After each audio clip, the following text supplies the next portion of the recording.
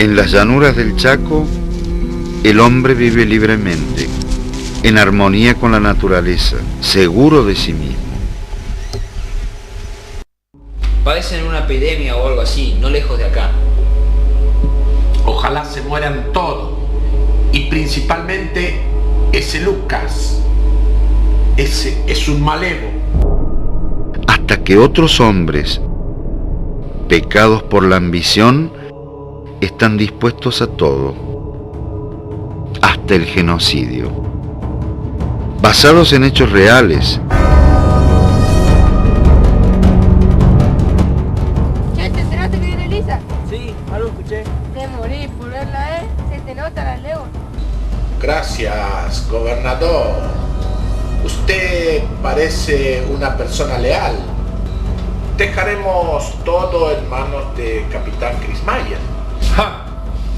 Guillermo Krismayer, capitán del Ejército del Territorio Nacional del Chaco Austral. Este es un día importante para este gran territorio. Que la República sienta orgullo de su ejército por cumplir con su deber.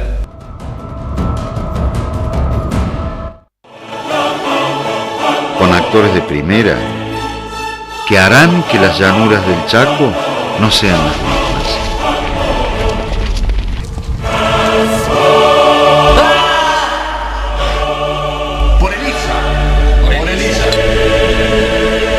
La viruela, próximamente.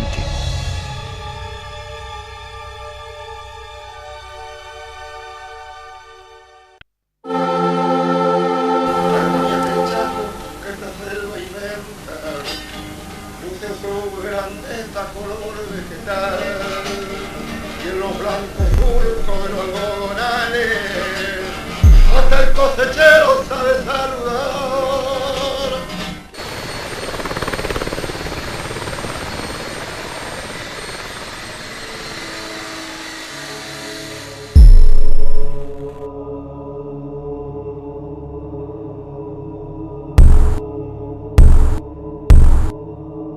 ¿Qué te pasó, Julio? Reaccioná.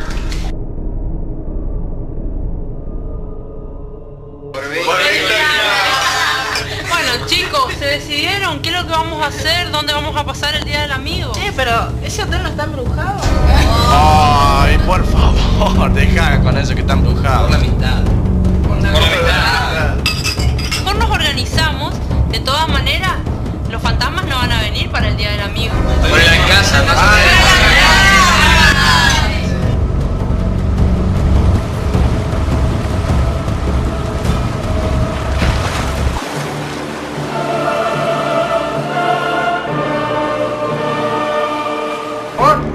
Siempre fuiste un cagón de mierda.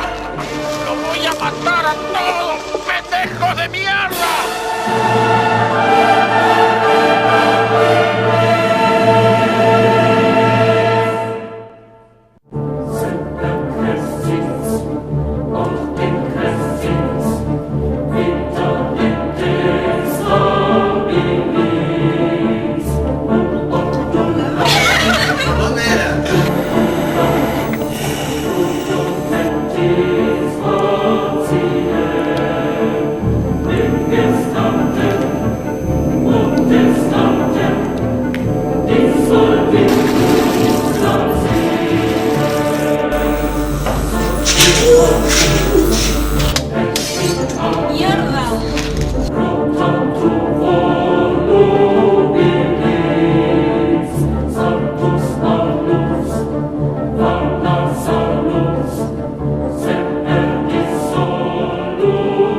Las cosas las hacía yo. Cuando veía que poner huevo siempre faltaba.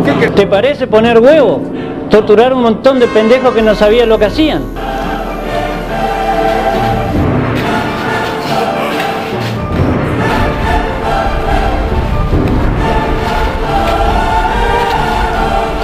¡No conmigo! ¡Ernesto, cubre el perímetro!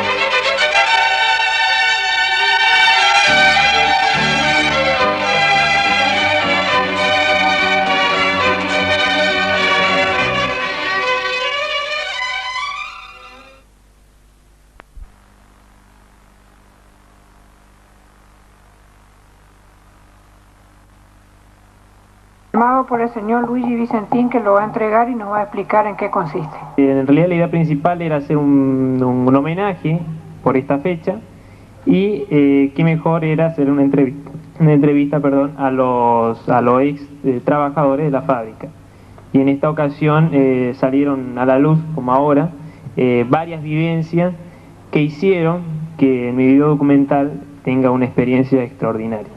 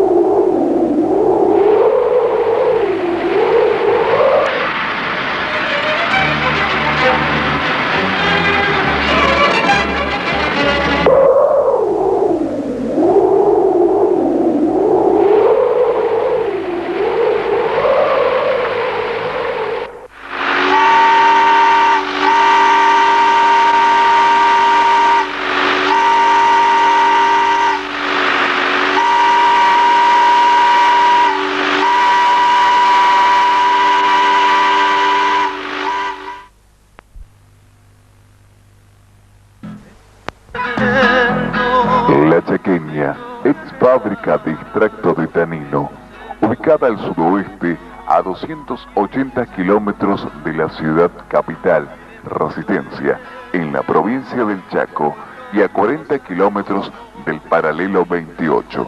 Su historia remonta hacia el año 1902, cuando don Carlos Grunensen realizó expediciones en el territorio del Chaco.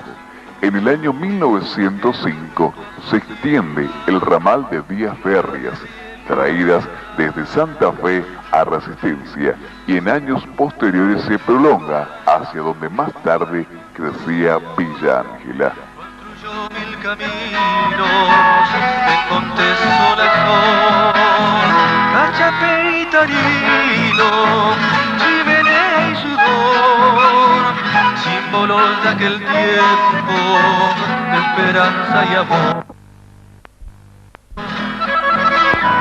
En el año 1908, los señores Grunensen y su socio Julio Martín adquirieron tierras y 500 cabezas de ganado criollo, y el 25 de mayo de 1910 se funda la ciudad de Villa Ángela. En el año 1917 se crea La Chaqueña, Sociedad Anónima, y por 1925 se instala la fábrica de extracto de quebracho.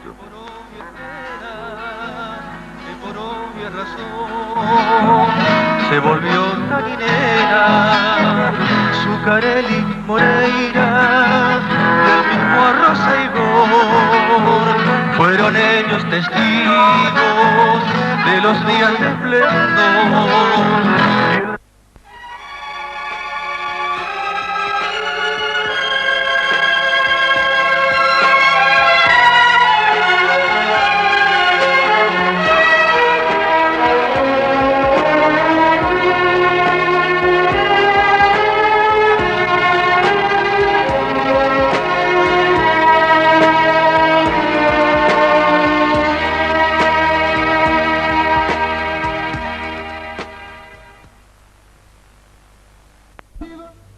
Arturo Grossetti, nacido en Tartagal, provincia de Santa Fe, el 29 de julio de 1924.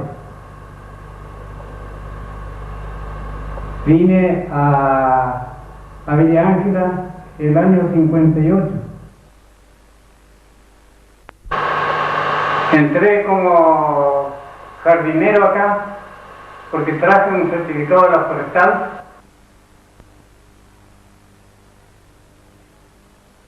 El señor Lugo, que era jefe de oficina en ese entonces, y me dijo que sí, que me daba trabajo para reservarme, porque la Cahuile tenía hasta el 42 nomás. Y entonces me reservaban a mí porque estaban prolongando la vía, que llegó hasta el lote 1. 84 kilómetros de vía. Había entonces.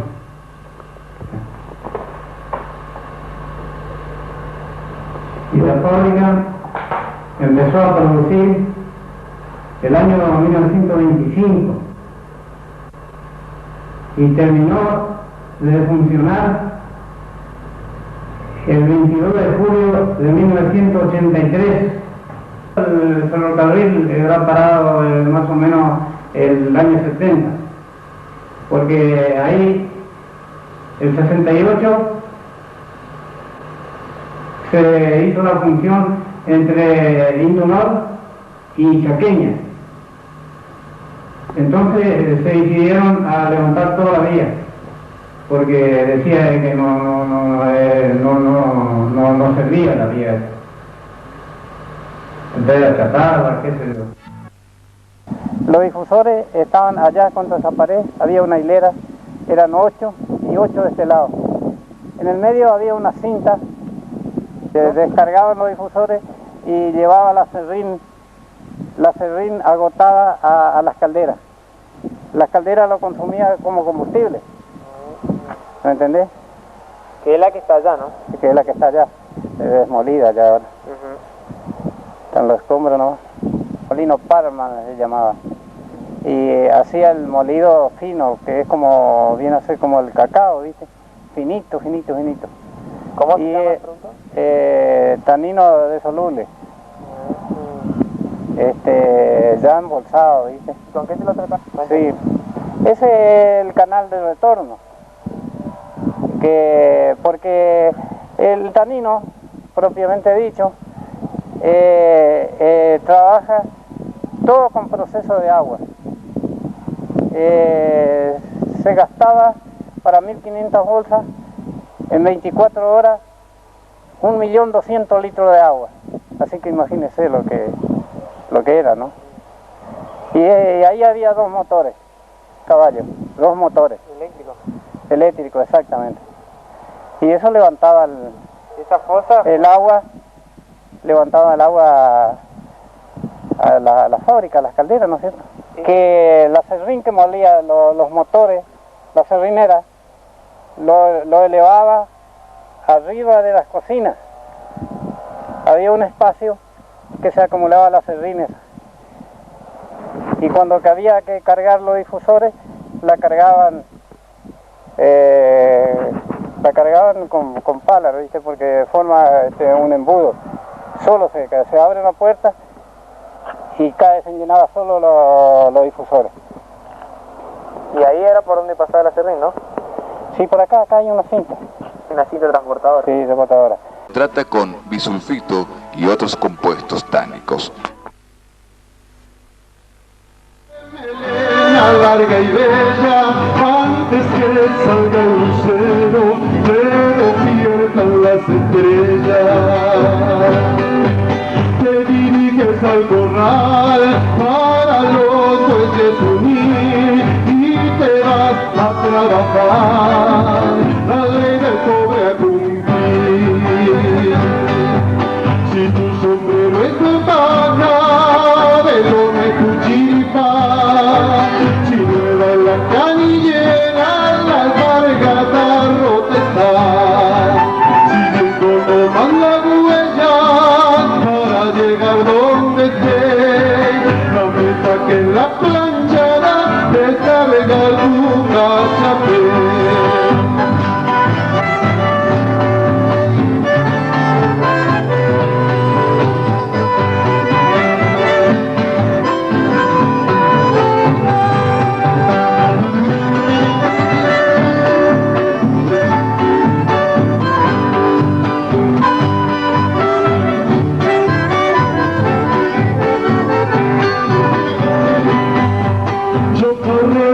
Trabajo para cumplir mi destino, llevo pesados rollizos para sacar el tanino.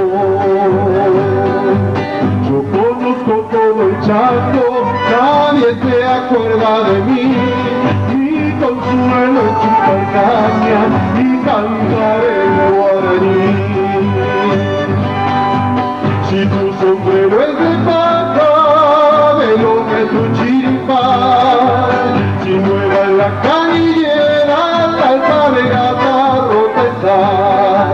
Siguiendo nomás la huella para llegar donde estés, la meta que en la planchada descarga tu cachaplé.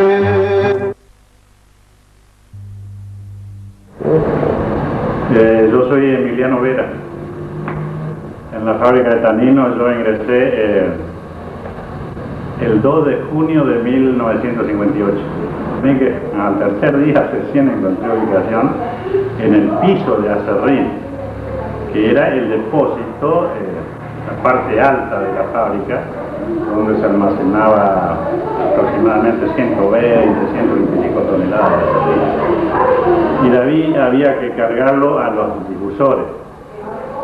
Había 16 difusores que más o menos cargaban 5.000 kilos de acerrín cada difusor.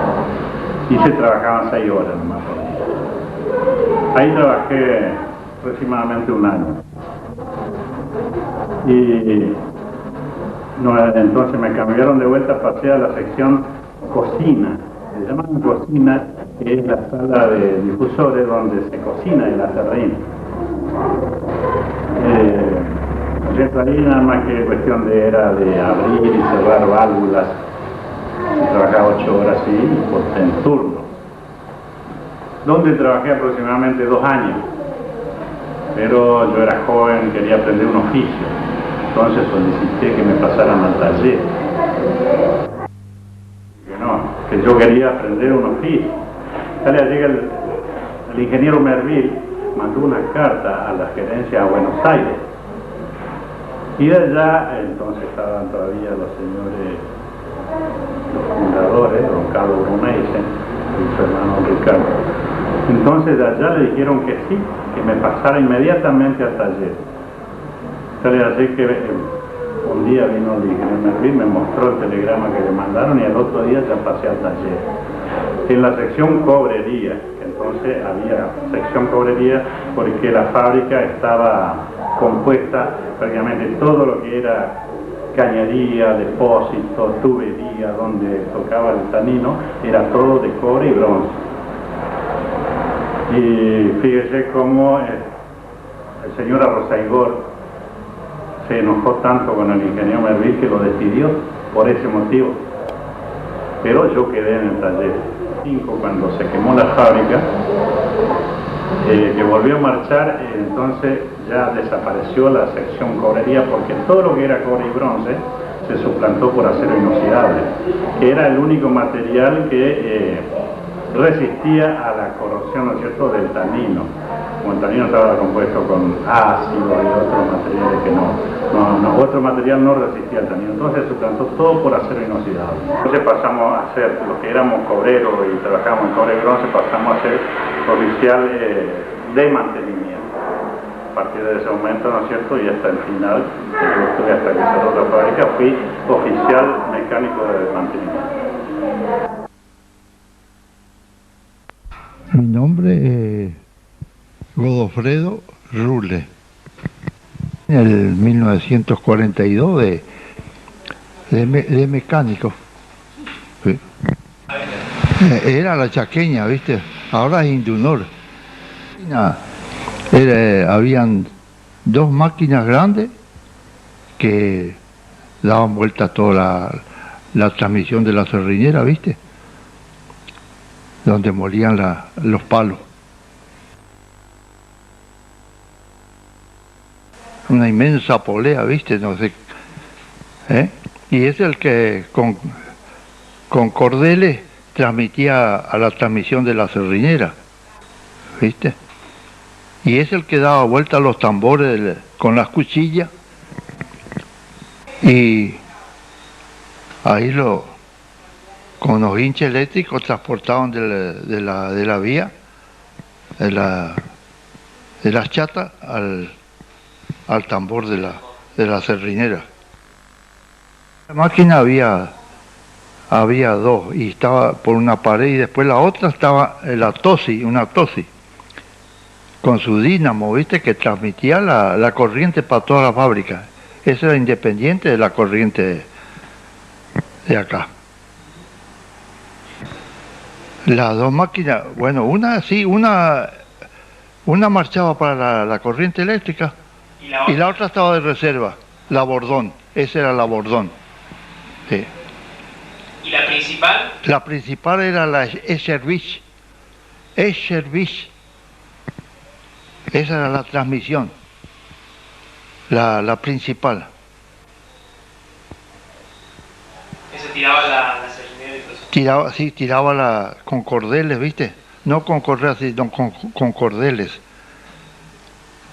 Con correa y volante hacían marchar el tambor.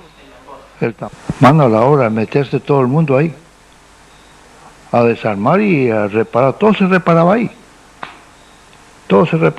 No se hacía hacer nada afuera. Sí. Sí. Un torno. Sí, se desarmó, ¿viste? Y ya la máquina estaba desinflada. ¿Qué máquina era? La Eschervich. Y mano a la obra, y ahí se desarmaba.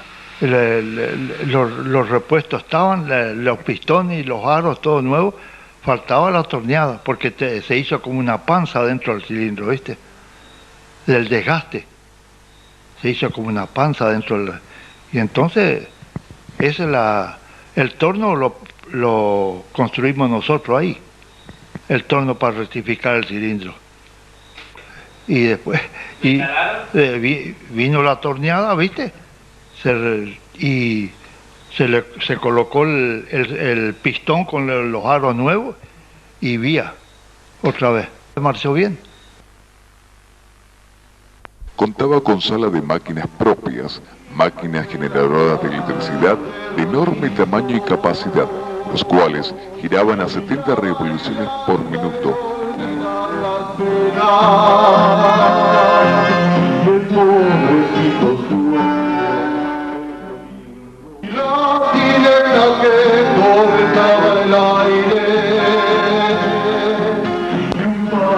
Contaba con enormes calderas que trabajaban con 10 y 12 de atmósfera de presión, talleres de reparación, planeamientos, depósitos de materiales, laboratorios, sala de primeros auxilios, baños, cambiadores, oficina para administradores, casa para empleado, gerente y jefe de fábrica.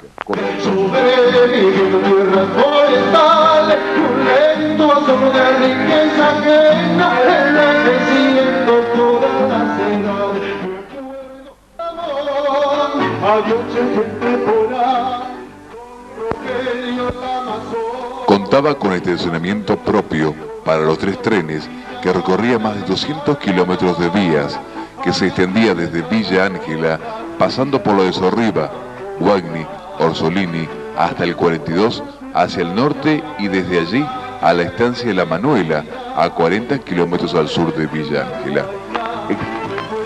Existían además en la fábrica potabilizadores de agua, aserradero, balanzas, represa con capacidad para 1 millón de litros, depósito para materia prima, 30 camiones con chofer y 2 ayudantes, 800 empleados en planta, 3.000 lecheros, 100 personas con familia en las 45.000 hectáreas de campo, 30.000 cabezas de ganado y 3 estancias, la Suiza, San Ricardo, la Elena, que se extendía hasta Santa Fe.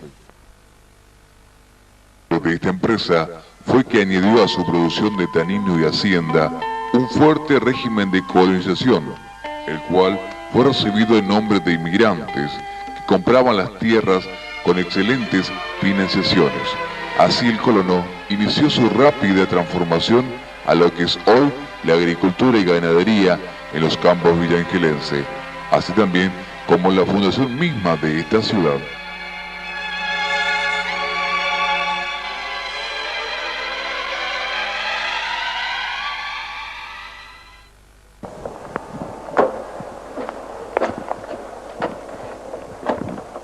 Acá había una tolva donde recibía la serrina agotada y mandaba las calderas arriba para combustible. Eso era todo caldera, ¿eh? ¿A donde acá estaba la caldera? Sí, acá estaba la caldera. 1, 2, 3, 4. 12 calderas.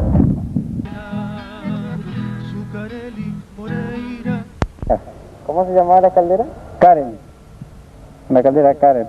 Que le trajeron el año 1965, creo que era. ¿Qué función cumplía? Y eso decían de que iba a dominar todas las sardineras. El vapor de ahí nomás iba a producir para la sala de máquina y iba a producir todo, iban a eliminar las calderas que tenían. Porque tuvieron que no resultó. Que salió fuera de uso. La Karen, la famosa Karen. Cuando cayó la Karen fue un golpe bastante importante. Inclusive. Claro, tengo filmado e inclusive que no la tengo en el video. Puse la filmadora para ver si vibraba al caer la caldera, pero no se movió para nada. Yo tenía mucho miedo, porque fue un golpe bastante... Porque era bastante grande la chimenea. Sí, habrá sido como 40 o 50 toneladas el peso total. Sí, no era una caldera muy... ¿Y ahí la movió un poco a la chimenea? No se movió, no. De estos tubos que se ven acá, y hacía marchar los motores. ¿Qué motor son estos? Y este es la Chevy. A ver el año que es. Año 1889. Ayer. ¿Hace años? Hizo algo. ¿Cuántos HP más o menos tenía esta fábrica? Para los motores, todo el mundo. Una hora ya. Y tiraban con 12 atmósferas de vapor, tiraban esto. Y ese era el eje principal, ¿viste? Ahí daba vuelta a ese volante con un cordel.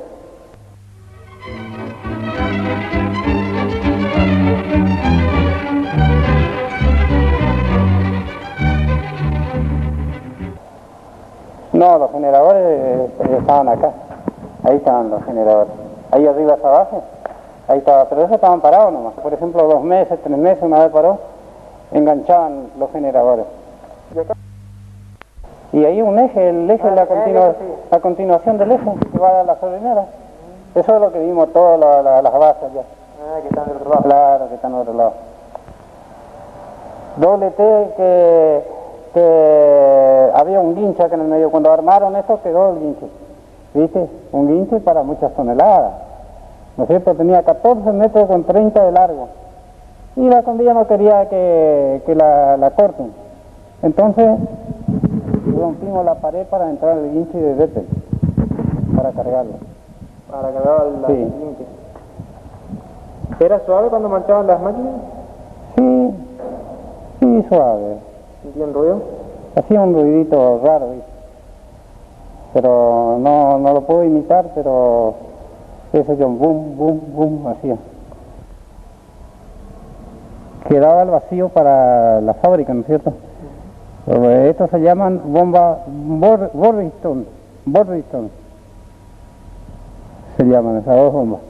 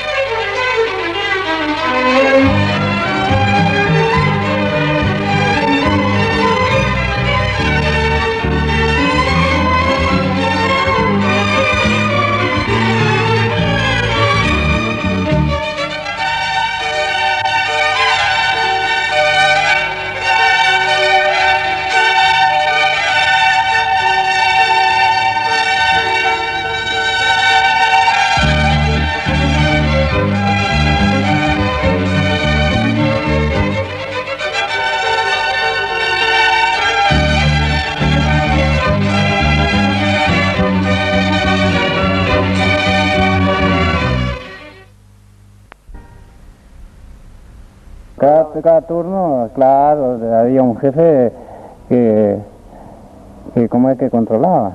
¿Y esta cada máquina ocho. qué es? Y esta máquina también es la misma, porque cuando siempre había dos de reserva. Trabajaban aquellas dos, por ejemplo, ¿no es cierto?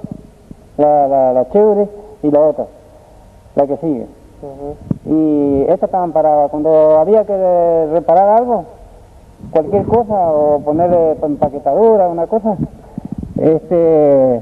marchaban estas dos hasta que se repararon aquella. Así es. Había siempre reserva. Hacía por medio de vapor.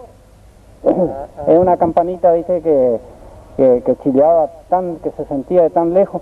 Hasta el 42 se sentía el pito. Y que estaba a 20 kilómetros. ¿Y qué pasó con el pito? Y llevaron, no sé quién llevó.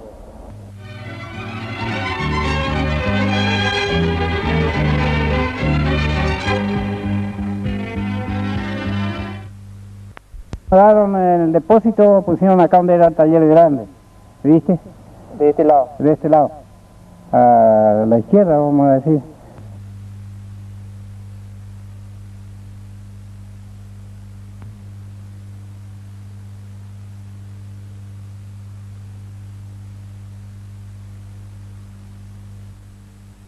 Libretas en cosas así, por ejemplo, que son del año 1940, una libreta que está diciendo cuántas personas más o menos están trabajando en el lugar, unas fotos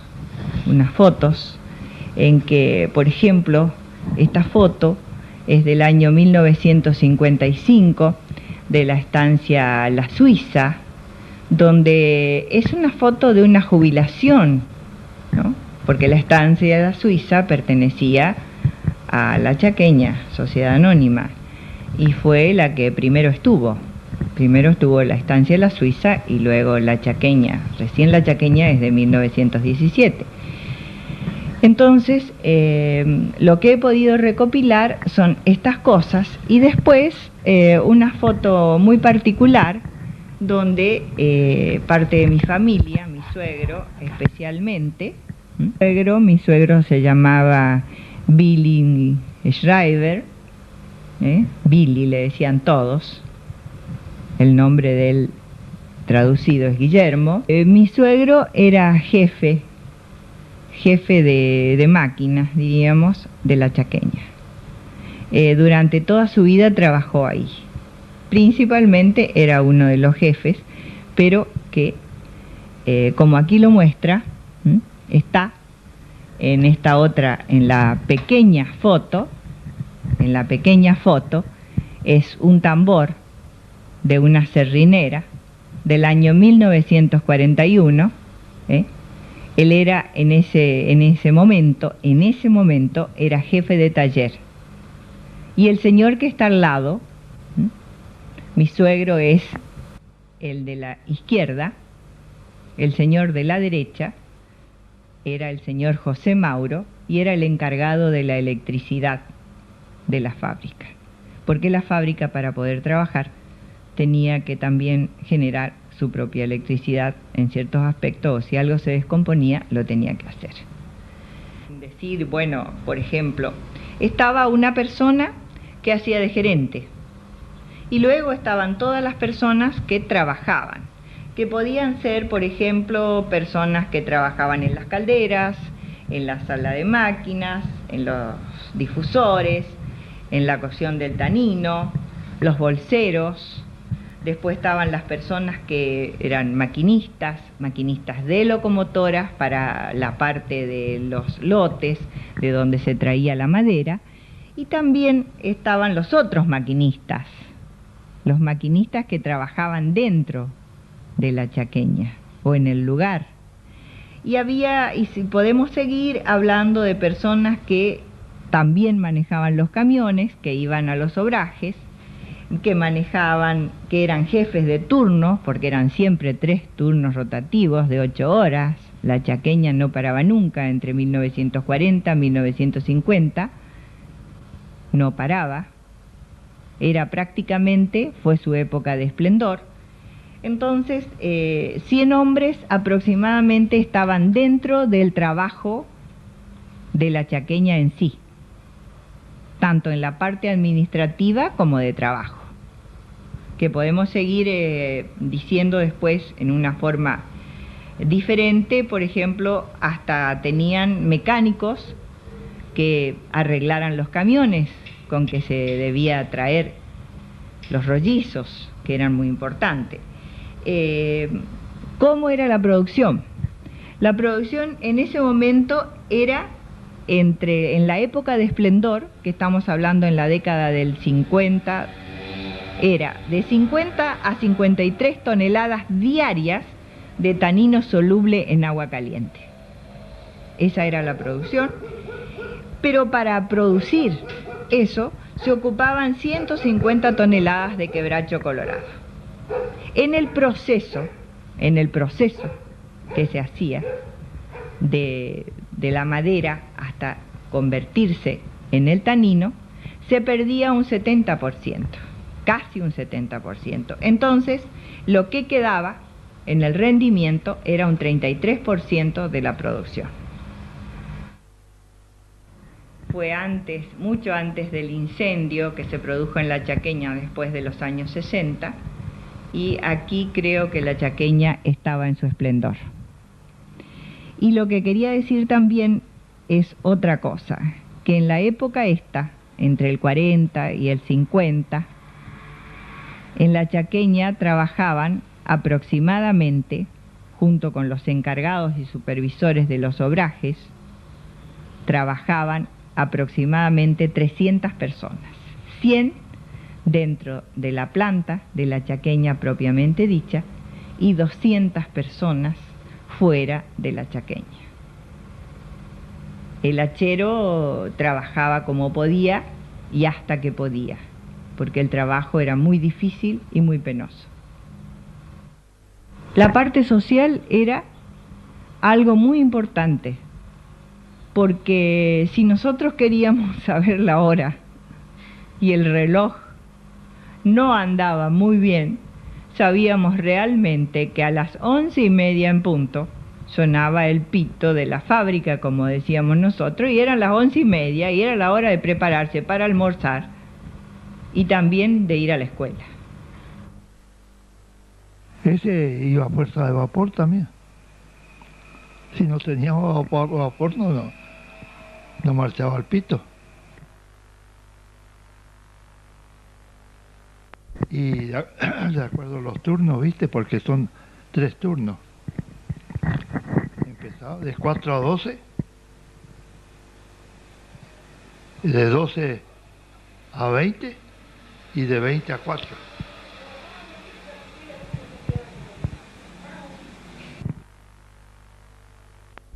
Claro, la llamada era media hora antes. Media hora antes, hasta que le llamaba a la gente, ¿viste? Media hora antes, y ya a las menos 10, cuando tenía que, a las menos 10 tocaba el otro, y el último, una sola pitada, el último pito. ¿Estaba fabricado ahí en la fábrica? Sí. Y acá le tiraban así un cable donde abría el vapor, ¿viste? Los maquinistas. Eran encargados los maquinistas de tocar las llamadas.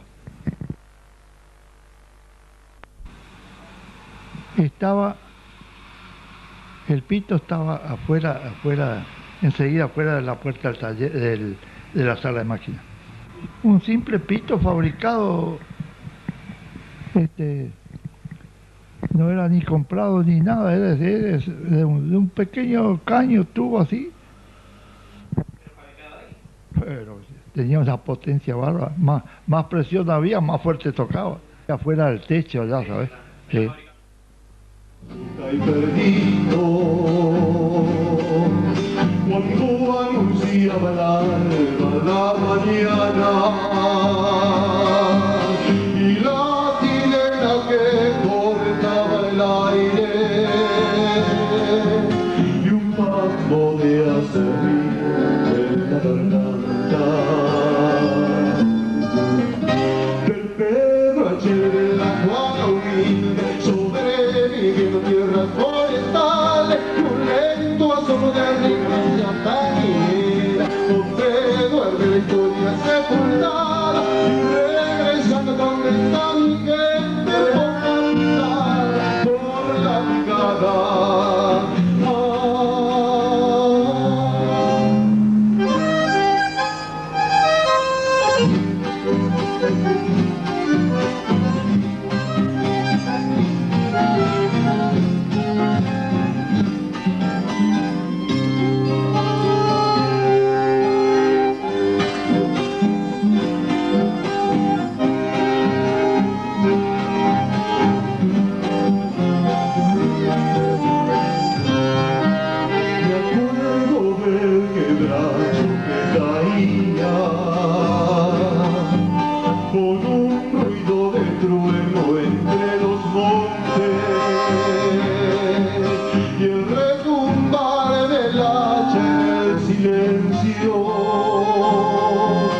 Espantando a los pájaros cantores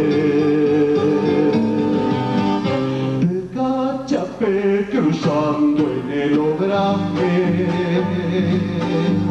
camino de la playa de Rollizos y la bailanda de olvidar las penas y el pobrecito sueño del domingo de Pedro Acher en la Juana humilde sobreviviendo en tierras forestales y un lento asomo de riqueza que la gente que siento todas las edades y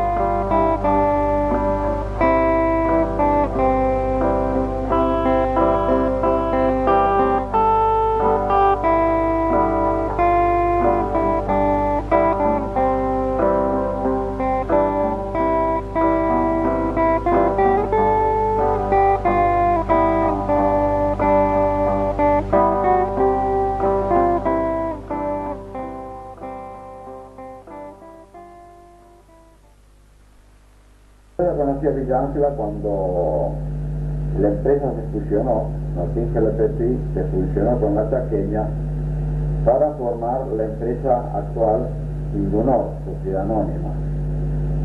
A raíz de algunos problemas que se produjeron en Villa Ángela, problemas administrativos, la empresa me envió a mí como algo así como interventor, de manera de poner en claro y poner en marcha la fábrica nuevamente después de ese acontecimiento que fue bastante penoso para la empresa.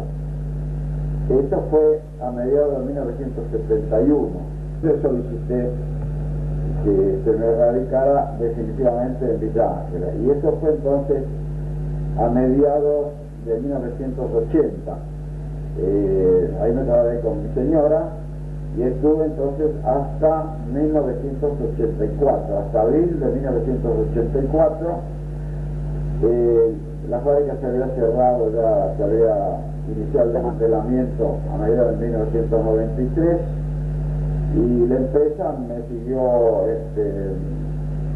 en el cargo que tenía, y aparte me designaron administrador de las dos fábricas, es decir, la fábrica de La Escondida y la fábrica de Villa Ángela.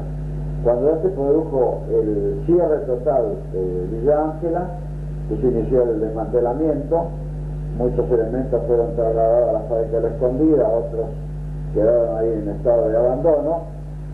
Estuve en Villa Ángela hasta marzo de 1984, fecha en que ya vine a radicarme acá en Córdoba. Aparte de los galpones, techos que habían sido renovados años anteriores, eso fue trasladado a La Escondida.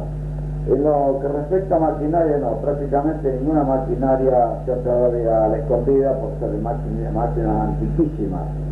El motor principal era del año 1875.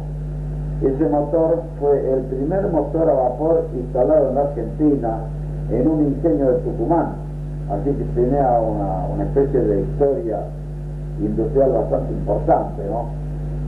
Con todas esas maquinarias carecían de valor porque el rendimiento técnico era muy bajo, fueron abandonadas, porque recuperar esas máquinas no tenía objeto, por un lado, y por otro, si se vendía como chatarra, el precio de venta era muy inferior a lo que costaba el desmantelamiento. De ahí entonces que la empresa decidió que todo quede ahí abandonado para que tuviera otro destino, ¿no? Uno de los motores, el más importante, del año 1975, la empresa lo donó a la Universidad Técnica de San Juan. Cuando vinieron los técnicos, los funcionarios de la universidad a ver el motor, decidieron no aceptar la donación porque primero era un motor gigantesco, segundo que el montaje iba a costar muchísimo dinero, el montaje y el traslado iba a costar mucho dinero, y en tercer lugar porque una máquina antigua que para enseñanza ya no tenía valor porque ha avanzado tanto la energía térmica que no se justificaba un gasto así, ¿no? De manera que ahí quedó abandonado como está hasta ahora, creo. Gitanos, precisamente, bueno, digamos que eran gitanos, eran griegos. Eso la desmantelaron por el metal nada más, no como maquinaria, sino por el metal, porque después todo lo que ellos recuperaron ahí pasa a fundición, así que no tenía otra aplicación industrial. Fueron las calderas nada más. Después todos los otros aparatos que eran de cobre, esos se vendieron, sí, eso de un relativo valor porque el cobre lo justificaba. Eso también fue vendido a los chatarreros prácticamente, como se los llamaba, ¿no? De manera que para La Escondida ninguna parte de maquinaria fue trasladada a La Escondida. No se justificaba porque La Escondida ya había avanzado técnicamente al día, es decir, habían suprimido o sustituido los motores a vapor alternativos por turbinas, es una cosa más moderna, y no se justificaba el traslado de ninguna de las maquinarias de Villa Ángela. De la fábrica siempre he filmado, inclusive ahora estado después del cierre para filmar los restos, el cadáver de lo que quedó la fábrica, con mucho dolor. Estuve haciendo las filmaciones porque ahí yo pasé muy buena parte de mi vida. En Villa Ángel estuve prácticamente 8 años, 75. Ese motor fue el primer motor a vapor que entró en el país en un ingenio de Tucumán. Perfectamente, que es justamente una de las ventajas de los motores a vapor. Motor a vapor no tiene la delicadeza de los motores explosión o de los motores eléctricos. Claro. Mientras haya vapor funciona, atados con alambre, como sea, pero funciona. Vapor era centenaria prácticamente, ¿no? Son maquinarias fáciles de reparar, rústicas, no, de consumo más o menos moderado. El vapor cuesta muy poco. Aquí ya tengo filmada una de las... había 3 locomotoras de torcha angosta. Una de ellas, que la habíamos preparado para tenerla para exposición, la hemos facilitado a la gente de Cespeña, que iban a hacer una especie de exhibición de agricultura, y pidieron la locomotora, que la vinieron, la cargaron en un vehículo especial, un chasis largo, y la llevaron a Cespeña. ¿Quedó ahí? Sí, no, después la devolvieron, sí. ¿Es la misma que está en el Museo de Villa Ángel hoy en día o es otra? Puede ser porque yo después que me retiré, que fue en el año 84, estuvieron en contacto con la Casa Central de Buenos Aires, les dieron algunas locales, algunas cosas, y pienso que es la locomotora esa. No, esas quedaron ahí. Quedaron como chatarra. Yo confieso que esos últimos años fueron lo mejor de mi vida, no solo en mi vida técnica, en mi vida, digamos, social, sino en mi vida particular, matrimonial. No sé, hubo una transformación, no sé si el ambiente, la gente, transforma a la gente. Sí, la gente, o sea, el asunto que hemos mejorado un 100% el matrimonio. No quiere decir que antes era mal matrimonio, no, pero hemos tenido momentos muy felices. Eso es muy importante. Y lo importante era que la fábrica, mi casa estaba dentro de la fábrica. En la década del 60, la fábrica de los Bruneysen y Martin, la Chequeña Sociedad Anónima, se fusionó con La Escondida, formando Indunor Sociedad Anónima, y así quedaba en el recuerdo el pasaje de varios directivos de la empresa, como don Carlos Bruneysen, fundador y presidente hasta 1949, el señor Julio Martin, fundador y vicepresidente hasta 1934, el doctor Ricardo Bruneysen, vicepresidente desde 1941 y presidente desde el 49. El señor Ernesto Daumas, director desde 1934 y vicepresidente desde el 41. El señor Carlos A. Bruneysen, director desde el 52. Doctor Luis Aguirre, desde el 52. Y el señor Marcelo Martín, director desde 1955.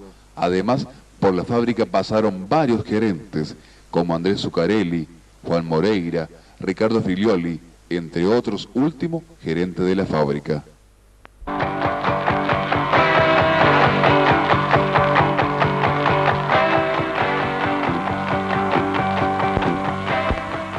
En la década del 70, la fábrica tambaleó con un cierre, hasta que en 1983, en manos de Indunor, Sociedad Anónima, cerró la fábrica de extracto La Chequeña. Durante los últimos años de los 80, las partes de estas fueron vendidas como chatarra y otro, por su valor económico, fueron abandonadas, salvo techo y algunas columnas que fueron trasladados hacia La Verde y La Escondida.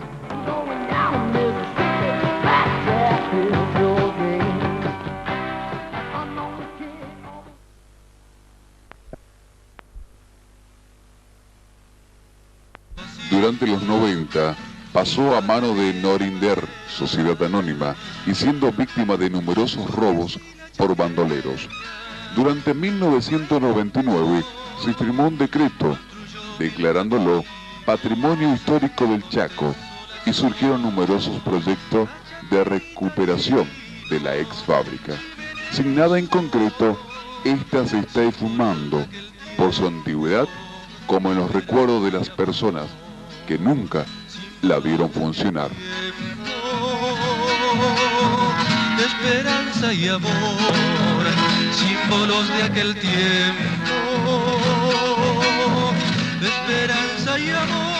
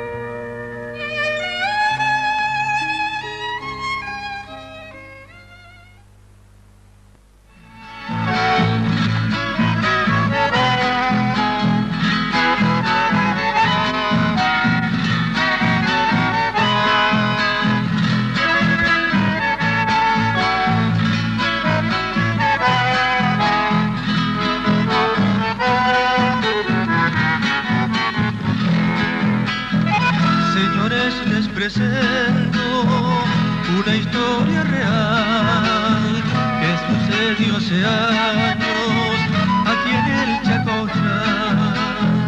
Tiene mucho que ver un pueblo, su pasado y la estancia, la Suiza, que el tiempo no ha borrado.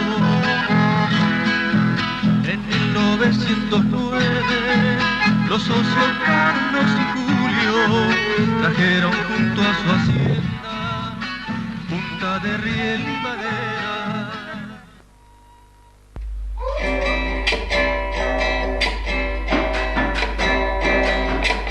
Señores, les presento una historia real que sucedió hace años en el Chaco Austral. Tiene mucho que ver su pueblo, su pasado y el que está hacia la Suiza que el tiempo no ha borrado. En 1908 los socios Conforme lo establecido por el artículo 75 de la Ley 26.533 de Servicios de Comunicación Audiovisual, transmiten LRA, Radio Nacional, y LS82, Televisión Canal 7, junto a todas las emisoras que integran la cadena nacional de radio y televisión de todo el país, y el servicio internacional RAE, Radiodifusión Argentina en el Exterior.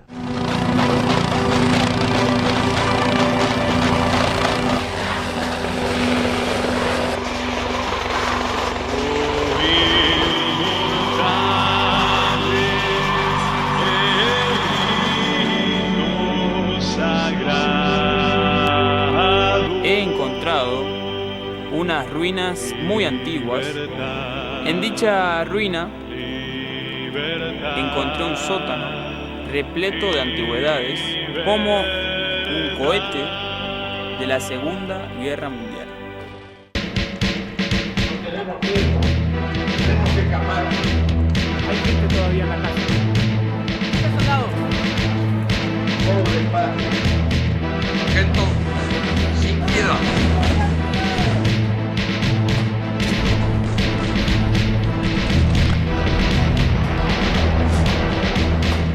No sé si tienen que ver con mi destino o con el de nuestra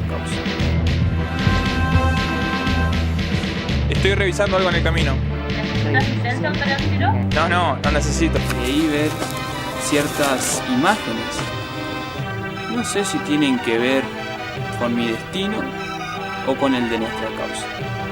Conforme a lo establecido por el artículo 75 de la Ley 26.522 de Servicios de Comunicación Audiovisual, transmitieron hasta aquí LRA Radio Nacional y el 882 Canal 7 de la Televisión Pública, junto a todas las emisoras que integran la cadena nacional de radio y televisión de todo el país y el servicio internacional RAE, Radiodifusión Argentina al Exterior.